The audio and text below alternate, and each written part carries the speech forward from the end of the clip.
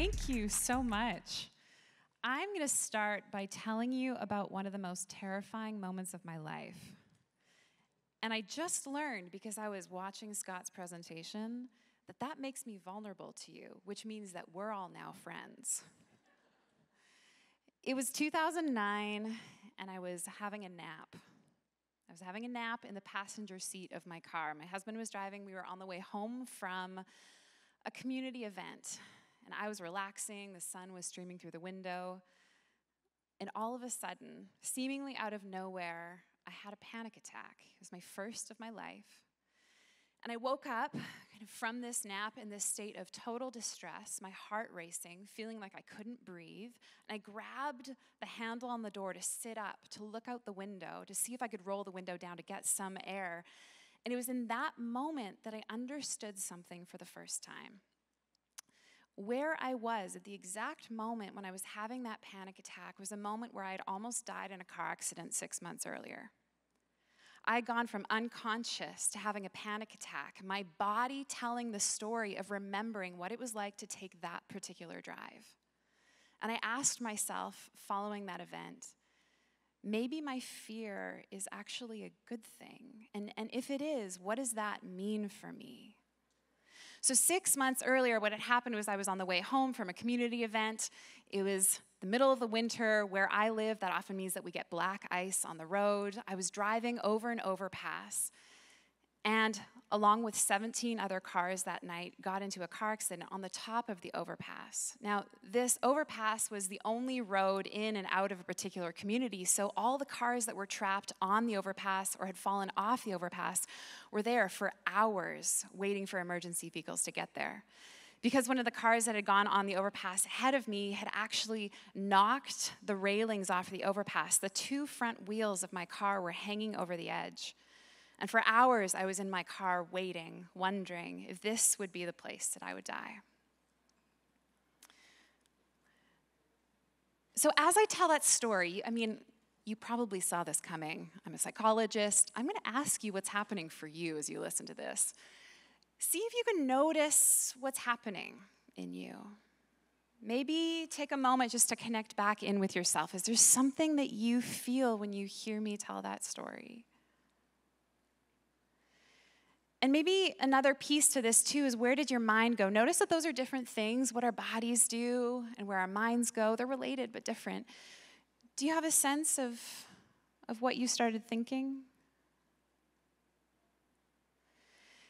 And here's a trick question. Where do you think I'm going to go next? Because it's not unusual in situations like this, when we're talking about fear, that we have a narrative that we think is coming next. This is the chance where, you're going to have an experience of me telling you to conquer your fear. This isn't a moment where you might expect for me to tell you that your fear is something that you need to overcome, that you need to in some way sever it from yourself.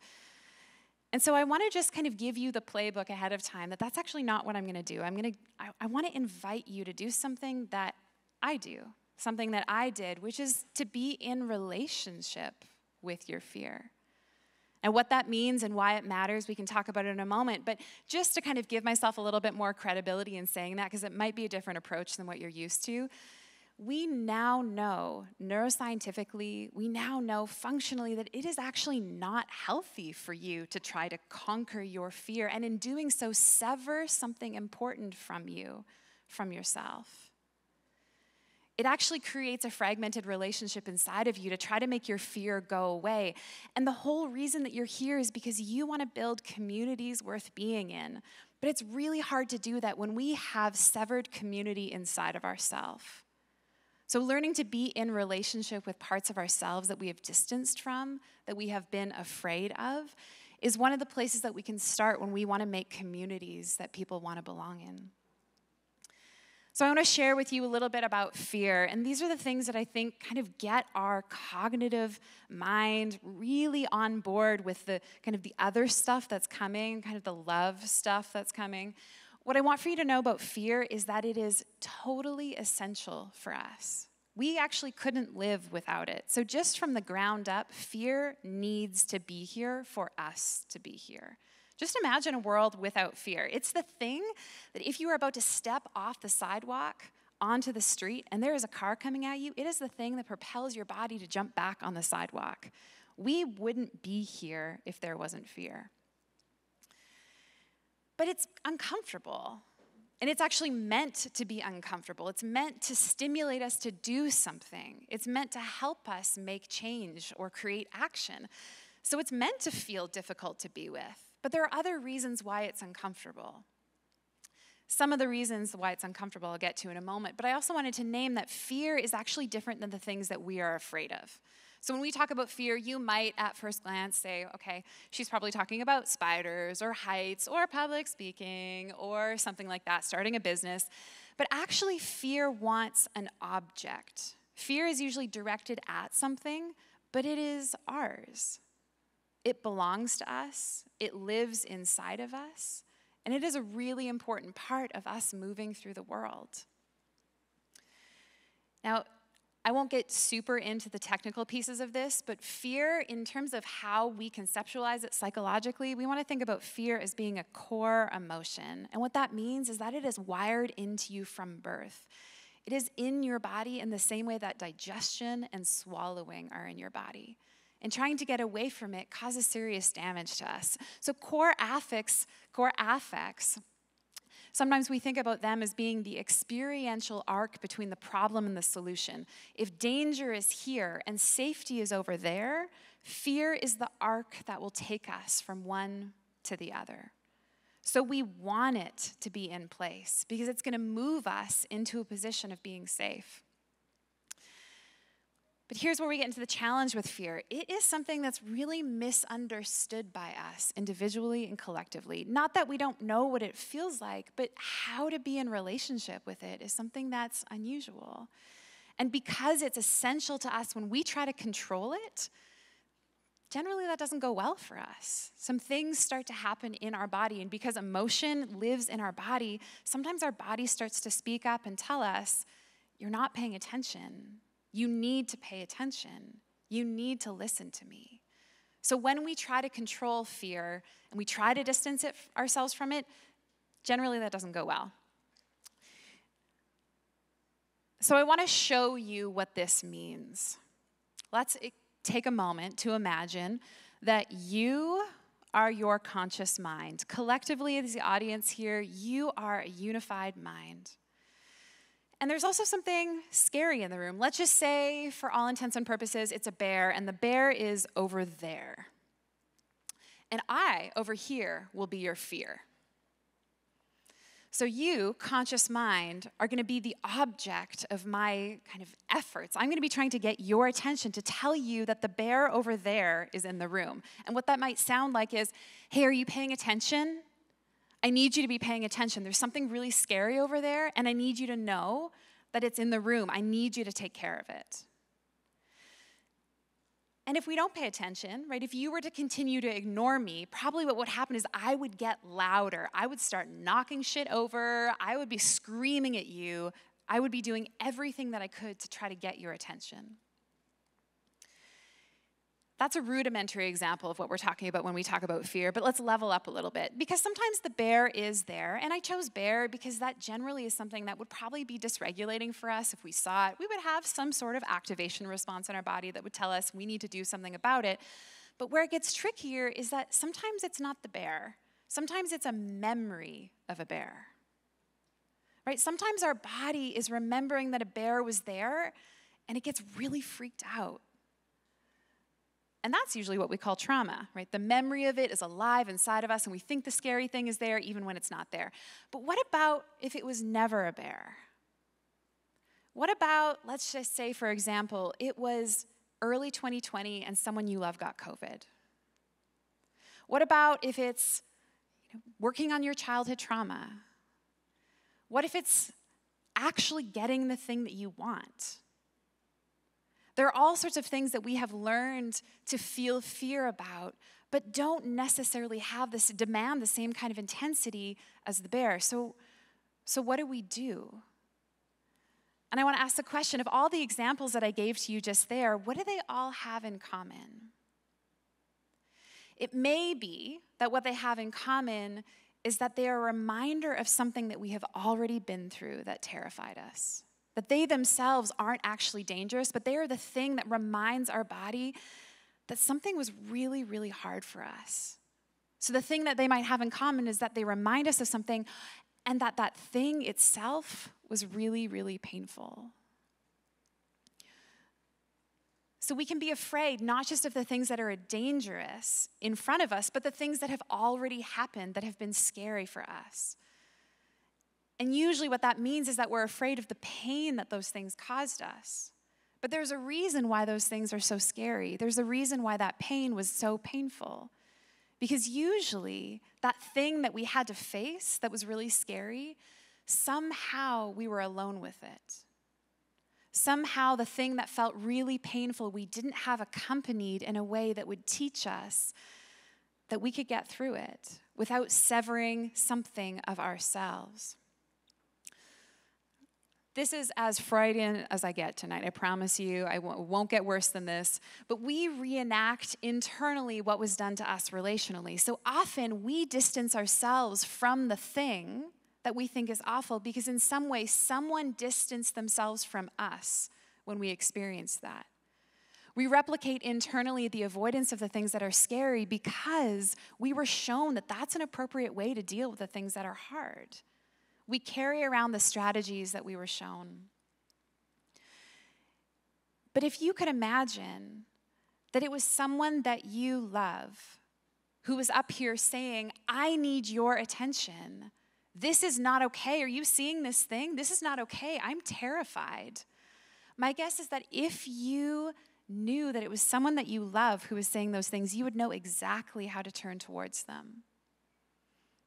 Think about for a second what you might do. You might actually go towards them. You might get really close and you might let them know, I'm right here with you in it. This is not something that's going to sever connection between us. I'm going to be right here as you face that scary thing. So somewhere inside of us, even if we don't know how to turn towards our own fear in a particular way, we probably know how to turn towards somebody else's fear. And I want to suggest that maybe that's the introduction to us being able to be with our own stuff differently. So I want to show you what that means in a second, because I'd like for you, again, the therapist here speaking, to leave with some sort of strategy to be with your fear. But before we do that, again, I want to give you some evidence about why I'm saying the things that I'm saying. So we have some really good data in the field of affective neuroscience and interpersonal neurobiology that shows us some very fascinating things. In novel situations, when we are afraid but there's no actual danger, right? The memory of the thing that was scary versus the thing that's actually happening right now that could kill us. When we have the memory of those things or we're in a situation that's novel, the presence of an emotionally safe and trusted other transforms the fear into wonder and curiosity. Isn't that interesting that there's a kind of alchemy that takes place when we have connection? When someone is close to us and we are in the state of fear, all of a sudden our heart can be open to the possibility that things could actually be good around the corner. That maybe the thing around the corner isn't going to kill us, but it could actually be the adventure that we were waiting for. But we need the presence of someone else who says, I'm going to do it with you. Conversely, the thing that most of us are used to doing when we experience fear is coming at it hard with shame and judgment. The problem is that shame and judgment tend to activate the same psychobiological processes that activate the fear circuitry, which means that it tends to make us feel even more afraid, or if we do it enough, causes actually to shut down completely. And that generally doesn't take us into the spaces where we are living the lives that we want to live. So again, I want to come back to this experience of the internal and the external parallel process. If you experience fear, the invitation is to bring someone along with you. That if there's somebody who can help you activate that sense of wonder, draw them into it. And because you are all leaders in the community, my guess is that you have the ability to create communities where people can name that they're afraid and help each other. So that's the ideal. If we're afraid, instead of actually burying it, what we need to do is draw people close to it. But what if the thing that's scary is letting someone in? Or what if the thing that's scary, doesn't have anyone around to help us? we can actually use the mechanisms that we would use with someone else internally, turning towards the fear inside of ourselves. So here's what that looks like. And I want to invite you to do an exercise with me because, again, if you thought you were going to get out of here without doing any therapy, you're wrong. So I want for you to take something in your mind that feels scary and bring it up a little bit. What that means is maybe you imagine the thing that feels scary for you up on stage next to me. I'll keep it safe. I'll make sure it doesn't get to you. Maybe you can use a caricature of something that feels scary, like a bear, for example. Or maybe you actually want to do something that feels a little braver for you and access something that feels like it gets your heart rate up. Maybe it's the thing that you're doing next week that you're not feeling confident about. Maybe it's telling the person that you love them. Maybe it's telling the person that you loved or love that you don't love them anymore. Maybe it's actually going to therapy to work on your childhood trauma. Maybe it is taking that risk. Whatever it is, I want to invite you to imagine something that gets your heart racing a little bit. And when you have it, I want to see a nod from some of you. Yes? Okay, you've got something. Good. Now I want to invite you to do one of two things. I want you to notice where the fear lives in your body. It's going to be easier to do this later if you practice now while you're not actually in front of the thing that scares you. So notice where in your body you feel the fear. Sometimes we feel that in our heart, right? We can notice our heart is racing. Sometimes our temperature changes. Sometimes we get a little bit of tightness in different muscles in our body. So notice where in your body you feel it. Or, if you'd like, you can imagine that all of that sits right next to you. Instead of it being in your body, if that feels too close, you can put it in the seat next to you. And when you've done that, I want to see a nod from some of you. Good. Okay. Now, to show you what it means to actually love and be in your relationship with fear, I want you to imagine that I can talk directly to that. And maybe it feels good to just borrow my words and say it to the fear yourself, but think of this as a script that you could use. So, to the fear that is sitting next to you, what I want to say is that you are allowed to be here. You don't have to go away for us to do the things that we actually want to do. But I want you to know that you don't have to do it alone, and you can be right here next to me. It is okay if you are here as long as you need to be here, because I promise you I am not going to make you go away. And if you realize in the process of us doing this together that you don't need to be so loud, that'll be okay.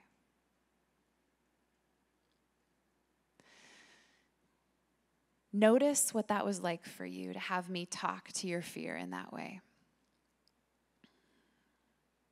And if you notice that there was something that I said that felt useful for you, maybe that's something that you come back to later. As I wrap up my time tonight, I want to make sure that some things are clear to you. It is really hard for us to be in community that is welcoming and inviting and emotionally safe with other people where we can be brave, where they can be brave, if we are asking parts of us to go away. There is a parallel process between how we relate in the world and how we relate to ourselves. And if we are saying that something inside of ourselves has to go away for us to be loved, there is a chance that that is translating into the way that we are in our workplace, in our homes, in our relationships, and in our community. So I want for you to come away today knowing that your fear, or whatever part of you have had to fragment yourself from in order to feel like you could be good or loved, that part belongs inside of you. And until you can remember that for yourself, I want for you to know that I believe that for you. Your fear is a vital part of you being in this world, and it is allowed to be here for you not only to stop doing the things that you need to do if they're dangerous, but for you to be able to go into the world and do exactly what you need to do. But second, connection alchemizes fear into wonder, and we have the data on that. We know that relationships with fear our relationship with fear replicates an external world that we want to create, and it builds a life that we can be present in. Instead of us moving into the world with half of ourselves, when fear comes along, we can move into the world whole. When I think about that night or that afternoon, waking up in the car and realizing that my body was telling a story of something that I had been through before. My body was trying to tell me that it felt like the last time.